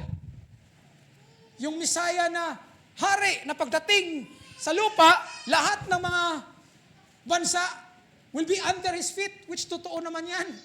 But they were missing a certain prophecy of the Messiah na unang pagdating niya, He has to die. I was searching in the YouTube last other day, and there are Jews, young people, di ba? Nasa gera ngayon ang Jews ang Israel ngayon with the Hamas. a certain Jew din, pero nagiging Christian, he asked those young people about a verse in Isaiah 53 verse 5, if you will take it down, Isaiah 7:15, and Isaiah 9:6, very common yan. That's a prophecy for our Lord Jesus Christ. Binasa niya, tinanong niya yung mga young people, modern. Binasa niya ang Isaiah 53 verse 5. Ang sabi, but He was wounded for our transgression. He was bruised for our iniquities. The chastisement of our peace was upon Him, and with His stripe, we are healed. Nung binasa ng isang preacher sa harap ng mga young people Diyos, tinanong niya ngayon, sa tingin nyo, nasa Tanak ba yan? O nasa New Testament ng Bible? Alam niyo yung Tanak? Ang Tanak, yun yung Old Testament sa Jews. Yun yung pwedeng basahin nila. They don't read New Testament because they don't believe Jesus Christ. From Genesis lang sila hanggang Malakay. Nung tinanong sila about Isaiah 53 verse 5 na binasa natin, tinanong sila, what do you think? Itong verse na to, nasa Tanak o nasa Christian Bible New Testament? Sabi ng mga young people, parang pinopromote nyo si Jesus Christ sa scripture na yan. They were thinking all the time that it is found in the book of the New Testament. Nung sinabi sa kanila, no, it is written in the book of Isaiah. Yung isang young people parang ayaw pang tanggapin eh. Nasa Tanak? See, it was written all the time. But their eyes was closed because ayaw nilang lumakad sa ilaw na mas clearer. Kaya nung dumating ang mga apostol, it's not another gospel. It's still the gospel of God fulfilling the prophecy that was written, that by His stripe we are healed. It's not another gospel. It's more. Later on, ating basahin, it's more information. Ang sabi dito, binasa uli, for unto us a child is born, unto us a son is given, and the government shall upon His shoulder, and His name shall be called Wonderful Counselor, the Mighty God, the Everlasting Father, the Prince of Peace. Tinanong uli ang mga young people ng mga Jew, what do you think? Yung verse na yan, sa Bible ng Christian yan, sa New Testament, o nasa Tanak nyo? Sabi ng mga young people, parang binabasa yan every Christmas Christmas yan, for unto us a child is born. Akala nila, sa New Testament lang ng mga Christian yan. Nung sinabi sa kanila, it is found in Isaiah 9:6. Hindi pwede kasi ang Diyos magsalita, nababanggain niya yung sinasabi niya. Pag nagsalita ang Diyos, pag hindi natin naintindihan, relax lang. Darating ang panahon, ilalight ng Diyos ng Panginoon yung word na yan para maintindihan natin. Kaya kung mayroong katanungan at parang hindi nasagot, huwag kang mag-rebuild. Hintayin mo ang panahon. Huwag mong isipin, mas malalim pa akong nalalaman dyan sa kapastor namin. Wala yan, partial yan si pastor. Mas may mataas ako. Huwag! Hintayin mo. Binasa ko na kanina. There is a way that seemeth right unto a man. Baka akala mo lang. That's why we must be careful. We must be spiritually sensitive when walking into the light. Kaya hindi barkada-barkada. It must be a personal to you, mga kapatid. So see, nung dumating si Paul at si Silas, ito lang din yung mga scripture ang binigay sa kanila. Kaya nung tinignan ng mga Berean, ay totoo pala, nasa Bible. It's not another gospel. This is the fulfillment of the prophecy of our God through Abraham. Hindi pala another gospel. Kaya sabi ni Paul, if I preach, o angel man, preach another gospel, let him be accursed. Kasi hindi mo na pwedeng dagdagan ang nakasulat. Hindi na pwede dagdagan, pero it doesn't mean na hindi dadagdag ang information tungkol dito. Because the Word of God is unfolding. At ginagamit ang mga ngaral, amen, prophet of God, the fivefold ministry, para yung a certain scripture na dati akala mo yun lang, now it began a wider light na makita mo, hala, yun pala yun. Have you experienced it before? Isang scripture na parang wala lang sa'yo. Dumating ang panahon na, nung nalaman mo, ay ito pala yun. Another revelation? No. It's just another information for you to understand what is the scripture means. Like for example, when God said, a seed of seed of a woman. Di ba? Ni prophecy ang seed of a woman. Yung nagkasala si Adam at si Eva ba? There was a promise, a seed of a woman. Kung babasahin natin ang seed of a woman, pumunta yan sa seed of Abraham. Tapos nagiging seed of David. Tapos later on, it is Jesus Christ. So it doesn't mean ba na dahil sinabi seed of Jesus, seed of David or seed of Abraham, mali ang pagkasabi? Kasi seed of a woman daw eh. Tapos si Jesus Christ, bakit may David pa at saka Abraham sa gitna? Ang tawag doon, ang light ay lumalakad. Nag-a-add ng information kung anong sinabi ng Panginoon na ang fulfillment ay si Jesus. It's still the same. Actually, sinabi yan ng prophet, God can give first revelation, then a second revelation. If He did, He would be changing His mind. But God did not change His mind. Sinabi ko na kanina tayo, ang ganda ng anong plano natin eh. Pag-execute, daming mali. Daming adjustment. Pero pag ang Diyos, pag sinabi, yun na yun. Hindi mo man maintindihan, huwag kang kumontra. Because God's ways are not our ways. His thought are not our thought. Intayin mo lang ang tamang panahon. Sabi dito, He can give a revelation, then add to it. Anong i-add? As He did in the Garden of Eden when He promised the seed to the woman. And then later designated the seed had to come to Abraham. And then later said it would come by the same bloodline in David. But it was the same revelation. It only give the people, more information. Pag more information, hindi giniba kung anong sinabi. Mas nagiging lighter lang, mas magiging maliwanag. Because we are in the age of information. Naniwala kayo? We are in the age of information. Kung ang mundo nga nag-a-advance through information, kamusta ang mga anak ng Diyos sa spiritual realm? Nag-a-advance ba tayo information of the Bible? Yes, hindi na pwede natin dagdagan kasi andyan na yan eh. But the information, mga kapatid, the more you know the information, the more you get happier in your Christian life. Tingnan mo yung mga bata na mahilig sa modern information, modern technology. Tingnan mo, pag may bagong Apple na lumabas, parang hindi mapakali yan, bibili talaga ako. Gusto nila lagi updated. Yan ang mundo. How much more the Church of Jesus Christ ngayon? Kaya nga, we have to move forward. Hindi pwede tayo manatili lang. 5110 pa rin. Hanggang ngayon, cellphone mo, 5110 pa rin. You know what I mean?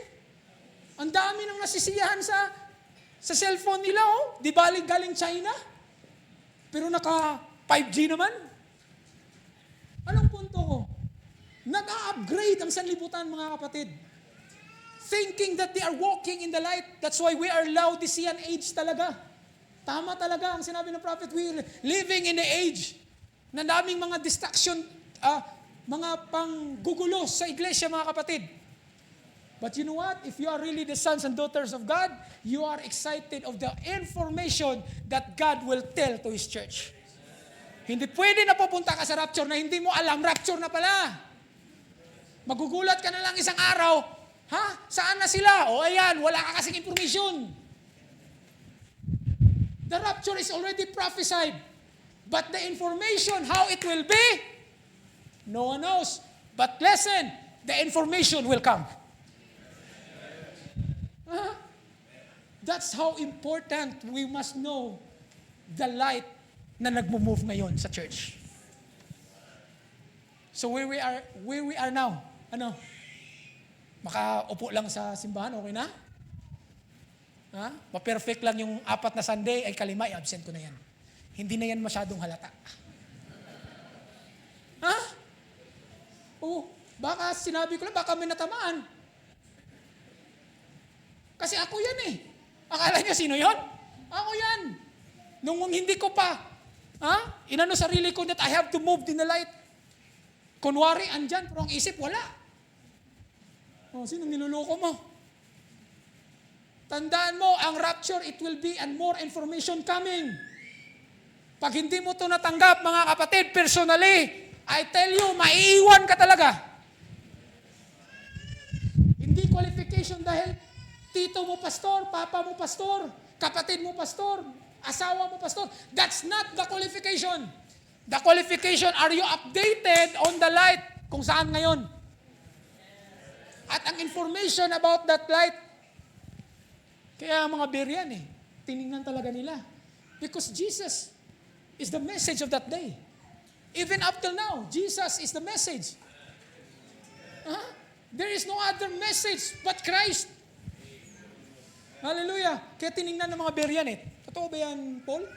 And they were enjoying reading the scripture to know where it is. Kasi gusto ng mga Berean, they have to know if it were, ano sabi ito? If it were so. Hallelujah. So, it's not another revelation. We cannot prophesy more of what was written. But how it will be fulfilled, watch out, church. We're getting into that cycle. Sabi ng prophet, we are moving into that cycle. Kasi nga, hindi ka pwedeng pupunta sa perfect day kung hindi mo alam, bukas na pala ang perfect day. Ikaw, ikakasal ka, nagplano, ganda ng plano mo, pag-gising mo isang araw, nakalimutan, mamaya pa lang 2:00 yung kasal ko. Pwede ba yon? Pag-gising mo yung araw, nakalimutan mo, kasal mo na pala. Baka sa iba yung isip mo. Baka hindi sa husband mo. You know what I mean? So if we are really excited on that perfect day which is the rapture, you must watch this light. You must watch the movement of the Spirit. Kung saan siya ngayon. At walang makapagturo sa'yo kung sa umpisa pa lang, yung path na to, hindi mo to dinaanan. Pero sino ngayon ang nag-umpisa ng lumakad sa path na to? Sino? Nag-umpisa na ba lahat? Kung wala pa, you have to. Kung ikaw naglalakad ngayon at may doubt, watch, baka wala ka sa light. Baka lumakad ang light, hindi ka sumama. Kaya may laking part talaga ang pagiging active mo sa church na yan. Hindi pwede na sasama ka sa rapture tapos nung chinek yung life mo sa local church mo, hindi ka active. Ang imposible naman ata. Yung pastor mo, hinahata kayo sa light. Tapos ikaw, wala. Imposible ata. So have you seen, mga kapatid, that this light is moving? Lumalakad to, hindi to nagstay in one line. Lumalakad to.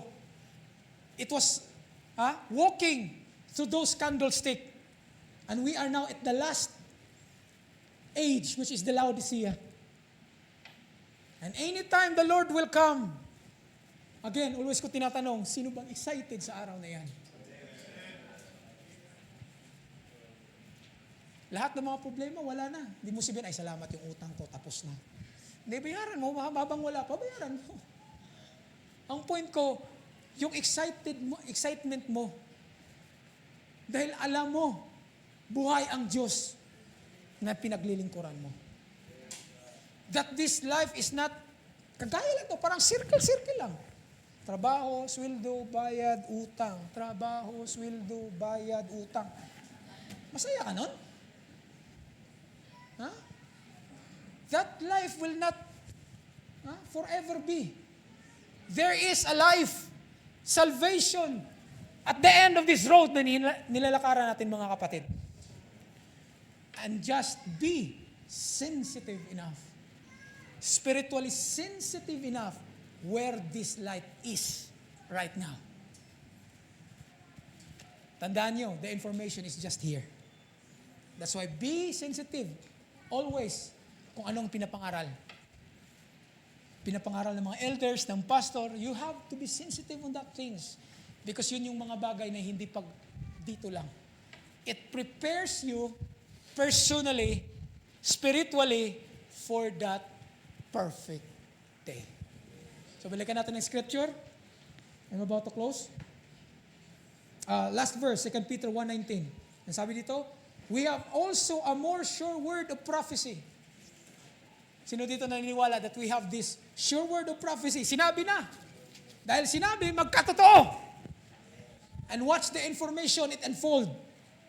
Whereunto ye dwell, that ye take heed. No, you have to take heed. As unto a light. No, ay, ano naman ang light uli? Ha?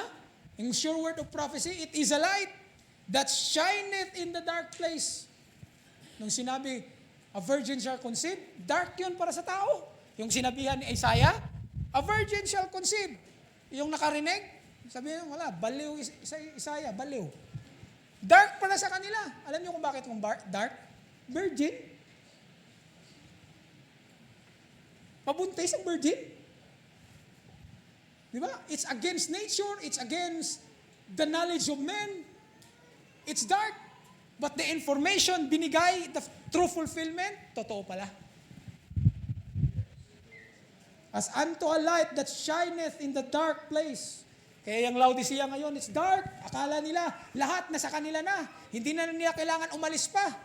Kasi andyan na lahat eh. Ha? Magandang trabaho, magandang sasakyan, magandang pastor. Ano pa lahat ng maganda? Magandang church. Which okay naman sana yan kung physically speaking, but we are talking of the light that's been moving. Kaya nga yung mga Israelite, hindi kailangan magpatayo ng mga concrete na building habang nasa journey sila eh. Kasi when the light is moving, you have to go. Kaya huwag kang magpakabaliw sa kung anong meron ka ngayon, kapatid. May magandang trabaho ka, be thankful. Pero huwag kang magpakaano dyan sa trabaho mo. Nagawin mo ng Diyos yung trabaho mo. No, no. When it comes to the work of God, put God first always. Na willing kang sit aside ang lahat just for the ministry of our Lord Jesus Christ. Ang sabi dito, as unto a light that shineth in the dark place, until the day dawn, and the day star arise in your heart. Alam mo ba yung day star? That's the sun. That's the day star. Alam niyo ba yung sun star din yan? Hindi na kailangan yung mga maliliit-liit na mga light during the night. Pag ang the King of Light, star of the day, day star, alas 12, andyan na. Kasi when you make it into the rapture, itanong mo na ang lahat mong gustong itanong. May kasagutan na yan. Kasi I will be honest, hindi lahat ng mga katanungan nyo kayang kong sagutin kasi hindi ko alam ang lahat. Kaya huwag mong pilitin na ang bagay na sarado sa Bible, pilit mong buksan. May mga bagay kasi dito sa Bible na sa human journey natin, hindi natin pwedeng alamin. Pero hindi ibig sabihin, hindi natin alamin, hindi mo malalaman. Hintayin mo nga ang rapture. Meet at the rapture, itanong mo na ang lahat mong itanong. Sigurado ko, may kasagutan yan. Kaya ngayon, kung may nangyayari sa buhay mo na parang walang kasagutan, just have faith in God. Just move in the light. Sabi nga ni Job kung alam ko lang kung saan tong bahay niya, may itatanong ako. Honestly, mayroon ba kayong mga katanungan? Sino dito naglilingkod sa Panginoong until ngayon, walang katanungan? Wala akong katanungan doon. Laodicea ka. Kung ganon, wala ka na palang katanungan eh. Pero to be honest, hanggang ngayon, meron tayong mga katanungan na walang kasagutan. But we are longing to be answered. Just make it to the perfect day. Just make it na andun ka sa rapture, mga kapatid. Because there is an eternity waiting. Ang daming taong may katanungan eh. Hindi mauubusan panahon ang Diyos because there is eternity waiting for us. Imaginin mo, 1,000 years na, nagkikwento pa rin tayo about sa mga nangyayari sa buhay natin sa lupa. Tapos dinidiscuss ng Panginoon sa... Try to imagine that. Alam mo, anak, nagkaganon yung buhay mo kasi ganito yan. Kaya pala. Hindi mo maintindihan ngayon. But in there, sa kanta pa, we will talk it over in the by and by.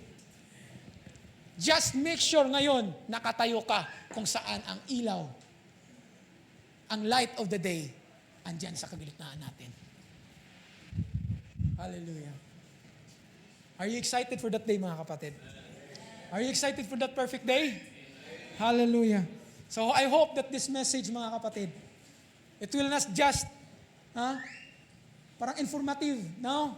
It will be a real in our life as we walk on this path of the just. Hallelujah. Ating palakpakan ng Panginoon, mga kapatid. And I want the musician to go upstairs and we'll sing the song, Higher Ground. As we walk forward, this road goes to a higher ground. We are elevating from a simple truth that we learn into more truth that God gives us in our day. So we're moving upward into a higher ground. Hallelujah. Once andun ka na sa higher ground, sino naka-experience na nakapunta ka sa higher ground? Doon sa Cebu, mayroong tinatawag doon na, ano yun, parang Cebu Peak. Na once kung andun ka, kitang-kita mo ang lahat ng city. Once you are on that higher ground, somehow God will give you a glimpse of what's happening sa ilalim mo. The more you go higher, the more you will see the world. Lumiliit na lumiliit. Hallelujah. The more you closing walk with Him, the more na ang sanlibutan ay wala ka ng gana doon. Kasi you are excited to walk in the light higher and higher. Amen. With the Lord Jesus Christ. Let's sing the song and let's make it a meaningful in our hearts. Hallelujah. I'm praising on the outward way. You high Sunday. Hallelujah. Being every day. Still pray. Oh, hallelujah. We're going onward. Hallelujah. Lord, plant my feet on higher ground. Glory to God. Lord, lift me up and let me stand by faith on heaven's stable land. Oh, it's a higher place. Higher place that I have found. Lord, plant my feet on higher ground. See, my heart has grown. See, you have no desire to stay. You must move forward. Hallelujah. It will be darkness if the light will move out. Hallelujah. Though some may dwell where these are bound. Glory to God. My prayer, my aim is higher ground. Sing the chorus. Lord, lift me up and let me stand.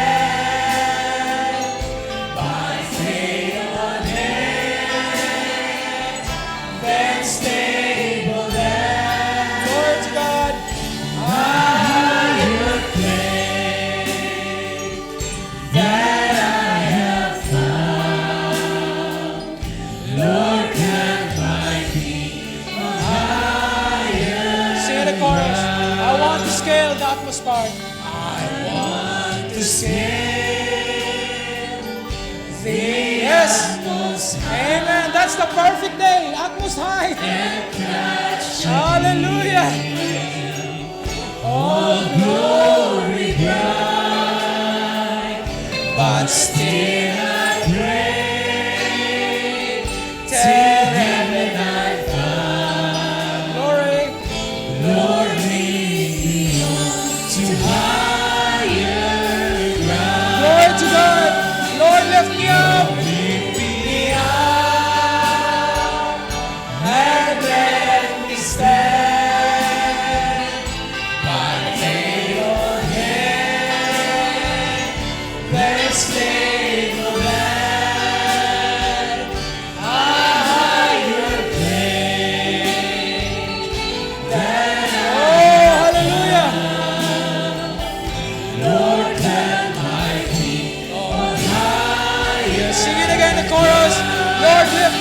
And let me stand. Lift me up and let me stand. My faith on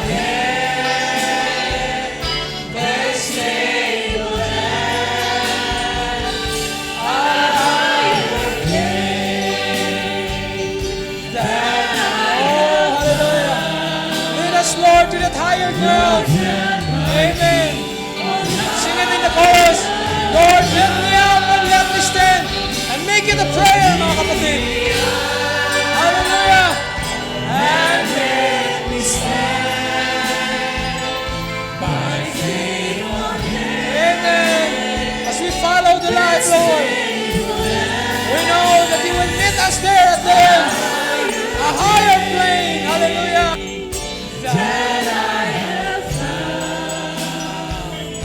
Lord, plant.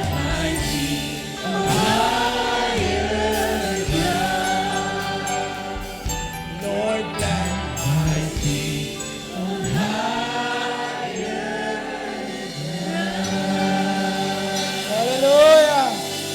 Hallelujah. Let's clap our hands to the Lord. Hallelujah. Praise the Lord. So look at a prayer, mga kapatid, that we will not stay here. We'll move forward and to that higher ground. And on that peak, mga kapatid, Christ is waiting for us. Hallelujah. Dadalhin tayo sa lugar kung saan ngayon ang dinadanas natin will be gone forever. Hallelujah. Praise be to God. Praise be to God. God bless you, mga kapatid. And I want everyone, if you remember, Brother Abraham and Sister Omi, you pray for us as well. Kami dun sa Cebu are praying for you. We are in one body. We are moving in this line. Magkasama tayo dito, mga kapatid. And we should pray for each other. And if hindi na tayo magkita dito, for sure, on that perfect day, magkikita tayo, mga kapatid. Hallelujah. God bless you, mga kapatid.